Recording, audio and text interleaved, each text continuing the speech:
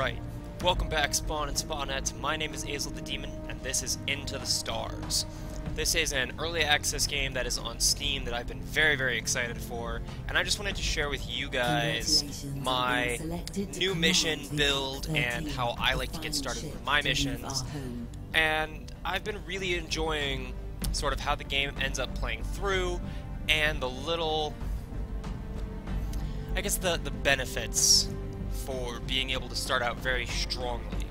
And I've been having some success with this. I don't see a lot of guides for this kind of thing on like YouTube or on Google or anything, so I wanted to record this real quick and share it with you guys and try and help everybody succeed at their space ventures into the stars.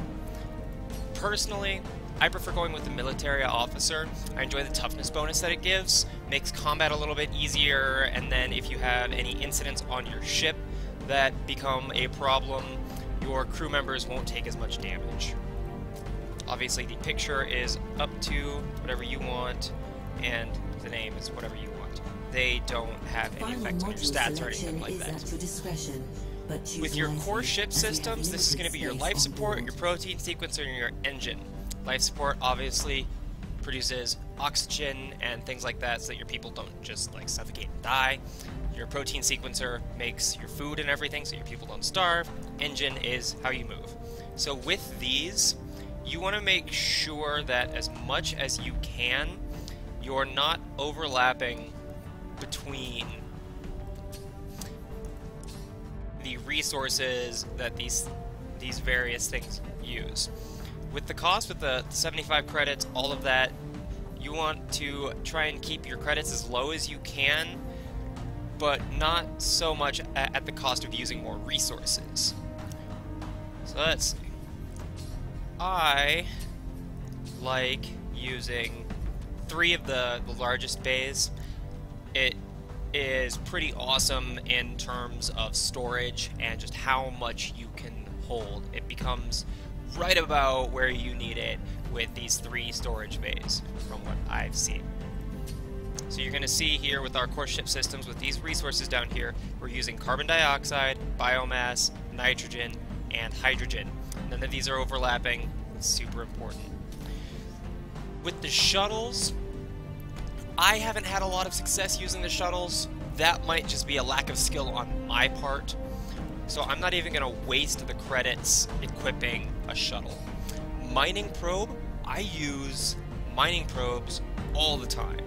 Since I'm not using magnesium for anything else right now, and it's a very low cost, I like to use the Stockton probes.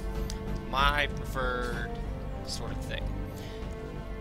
With your mining rig, this I did once in one mission, and it's very hard to control. Again, that might be a lack of skill on my own part. So it's better than the shuttles in my personal opinion. And again, I just want to go with the magnesium. Works out the best. Less of a resource drain on our core ship systems. With your weaponry, it only costs credits, so you can kind of go a little nuts with your weapons and not worry too much about what resources you're using. I've had a lot of success using combat to refill and just kind of in general get a lot of very efficient resource gain from combat. If you kind of plan your shielding out, you notice the enemy's tells during combat, you can deflect a lot of their shots and not take any damage, and you end up being able to get more of the resources without taking as much damage to your ship. So since I've got 75 spare credits here, with everything that's left over, looks like... Can I not get anything, actually? Looks like I can't get anything. When I've gotten the shuttles, I've gotten the meh shuttles. So let's see. I know I said just a little bit ago that I wasn't going to get shuttles, but now that I think about it, I don't like restricting options from myself. And since I don't use the mining rig a whole lot or the shuttle bay a whole lot, and I have those extra credits left over, I've got all of the best stuff in the combat systems.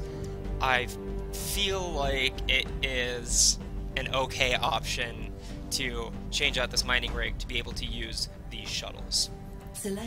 Next here, we have all of our resources. The absolute most important thing that you need to make sure when you are allocating your resources is that you're going to have the maximum amount of time to get to planets, moons, satellites, different things right from the beginning, so that you can continue to stock up on your resources and complete your trek across the galaxy. With that in mind, you'll see we can have a maximum of 490. Okay, slow down there, buddy. That's a glitch that I'm not sure what was going on there. I'll have to look that up sometime later. So, with our four main ones here, we have hydrogen, carbon dioxide, biomass, and nitrogen. Those are the four main resources that we use for our core systems. So with those four, I'm going to put them at about 1100. Because that's going to give me the most, of course, the best distribution between all of the resources and all the different core systems. So give me just 1 second to get these all set up, and then we will move forward to crew selection. And crew selection is actually really easy in this game, and that makes me really happy. It's nice that you don't have to stress as much. You of course still need to stress. It's still very important and something you need to take seriously, because if you have an efficient crew and you allocate all of their stats and everything correctly, or you don't allocate them, but you choose them based on their stats. If you choose well, it can really make a huge difference in how successful your mission is. Of course I went too far. And actually, now that I look at it, since nitrogen is only used in... I gotta figure out what that glitch is. Since nitrogen is only used in the production of our protein, we can actually put it down to, let's see, biomass would be a 3/2 ratio to nitrogen, so I think it's a 2/3 ratio, whatever 2/3 of 1100 would be, which is a little under 800, so let's go with 700, just for ease of math and we're not stressing out too much. So you'll see we have still 950 resources here. The main thing that I use the magnesium for is this mining probe. Each mining probe uses 75 magnesium. Since a lot of the missions that you can send the mining probe on will also yield magnesium, you don't need to worry nearly as much about starting out with the maximum amount of magnesium that you possibly need. So we're only going to go with 300. That's going to give us 4 mining probes. Between those 4 mining probes, we should be able to keep refilling our magnesium and keeping it at about this level. Here, we still have 650 resources to split between these 4.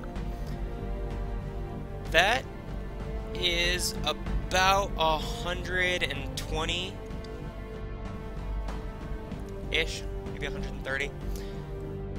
So we're going to put all these up to 1200. Not 12 of them. Although it doesn't really matter, but I'm just a little picky about where I leave all of my numbers and everything. I like everything to be as even as possible, so that it's just easy to keep track of.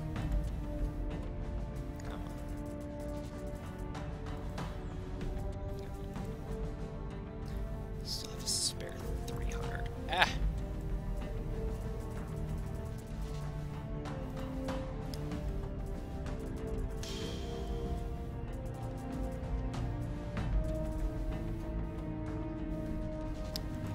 So right here we still have 150, so an extra 50. Let's put this at 1300. Then we'll do carbon at 1250 and hydrogen at 1250.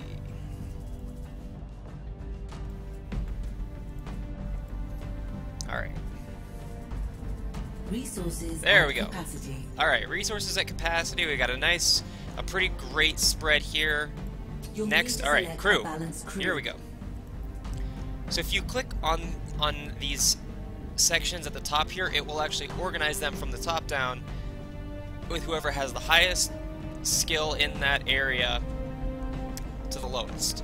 And then you can look at the rest of their skills and sort of determine, based on that, who you want to take with you. So we have Anna Miller here, who has a 55 in mining, but then she's only got a 25 in command and a 48 in engineering, whereas Mr. Frank Anderson here has a 53, a 54, and another 53. The only thing that Frank is lower on is his toughness. He's 3 points lower on that, but the rest of everything easily makes up. Command. Command is useful in combat. The deflector shields are used by your command stat, and then there are random events that happen on your ship that will be command based. So with that in mind, and actually I'm looking here, we've got a 52 in command, engineering, and medicine. Those are the three things that I've seen in the games that I've played that all the events on the ship are based on. Also, command, engineering, and medicine are the three combat stats. You need four crew members for each combat. So, since Emily Jackson has those three stats, it's going to make her very diverse. She can either take care of events on the ship or be useful in combat. Definitely going to take that. Engineering, you need at least 2 good engineering people. Your torpedoes and your laser are both engineering based in combat. So you want to make sure you have both of those covered. It looks like Carlos here, again, looking at these three stats that seem to be pretty important for events in combat, has a 46, a 55, and a 41. He also has a 52 in toughness. And that is awesome. It's going to keep him healthier, longer, and let him stay alive and increase his skills so that he can be more and more useful. So loving that. Next, so remember we need 2 engineering. I think, just kind of glancing here, we're going to go with Karen Green. She's got a 49 versus a 28. We've got a 53 versus a 36. We have a 40 versus a 50 here, but then we have a 45 versus a 38. I'm really enjoying that spread a lot more than Kyle White's. So, we've got our 2 engineers, we have our command, we have our miner. Piloting. Piloting is going to be great for the shuttle missions that I never go on. I don't think the mining rig uses piloting. I know the mining probe uses piloting. So since that is going to be sort of integral to efficient mining proby goodness, we've got here a 52 and a 54. So I think Roger Harris is going to be our miner. He's going to be who we send out for our mining probe missions. Medicine. You know, yeah, Helen Lewis has a 55 medicine and a 51 toughness. Great for combat. Toughness is going to keep her alive. Great for, again, great for combat. Medicine is going to give her a higher skill for that. And then those events on the ship that use medicine are going to be good there. Not so good on the command. That's okay. I think we're going to stick with Helen Lewis. I really enjoy that. So then let's ship out, and I can show you guys real quick with the resource allocation we had, with the hydrogen, the biomass, the nitrogen, and the carbon dioxide, how many days of oxygen we have, how many days of food we have, and then how much fuel that sets us off with. Hyperspace jump complete. Alright. So let's see real quick. Once it loads up. Or is it... Okay, it's waiting for us to do the controls. When you start a new mission, every time it shows those controls. Alright. So, we have 50 days of food, or sorry, 50 days of oxygen, 51 days of food, and 1,250 fuel. If we look at the map here, again, from my experience, each of these squares takes about 10-ish days to cross. So the most efficient route possible to get from Alpha Sector all the way to Titus Nova, which is your goal, you can go 1, 2, 3, 4, 5, 6, 7, 8, 9, 10, 11, 12 squares. So those 12 squares are going to take about 120 days to cross, and each square also uses between 500 and 600 fuel to cross. So every 2 squares is 1,000. So we're going to need about 6,000 fuel over the course of the game. Right now we have 1250, and then we are now on day 5. Since I've just been sitting here explaining this. Okay, so you just heard it said command alert. You're going to go down onto your 5 crew. We have a food demand. The shield means that it's a command. Since Frank Anderson has a 54 in command, and that is our highest, we're going to put Frank on that. This little bar is going to fill up, and depending on how it goes, let's see, we'll go back to our captain's chair, and we can look at civilians. You start off with 10,000 civilians. A lot of the time those alerts will end up with, unfortunately, civilian deaths. It happens. Also, if you run out of oxygen or if you run out of food, civilian deaths. Obviously you want to make it all the way to Titus Nova with as many civilians as possible, and that's kind of how the game goes. Thank you guys for watching. I really hope that you find this useful for starting off on your missions and into the stars. If you have any suggestions, okay, see there you go, threat level yellow. As you go through the Scorn, who are the enemies of the humans into the stars, they will be chasing after you, and if you're doing well enough in combat, you can kind of farm the Scorn for resources, take them down. Excellent, we had that command issue resolved, and you'll just go back and see. There, everything's empty now, and it's all done. Unfortunately, you don't generally get rewards for resolving all these issues. Sometimes your crew will get skill ups. Not really something to count on, though. So yeah, hope you guys enjoyed this. Little things, you know, randomly that we figure out. Oh, okay. I guess we can show you guys a fight real quick.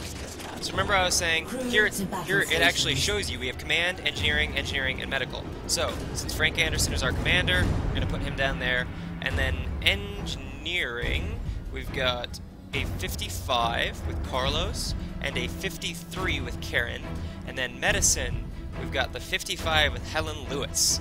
Confirm that, we'll begin the fight. These bars will fill up, and as soon as they fill up, you can either activate your shield, fire your various weapons. I don't think I deflected it. No, I did not deflect it. Bad shot. And they missed. Of course. Both of them missed. So you can kind of see there in the middle, that little blue light. Protein sequencer hit. That little blue light lights up, and then they fire. Bad shot. So if you kind of pay attention to right there, I'm going to activate my shield. Civilian losses reported. Civilian losses reported, unfortunately. But it's better than it would have been. As the command gets better, the deflector will fill up quicker, and you can more...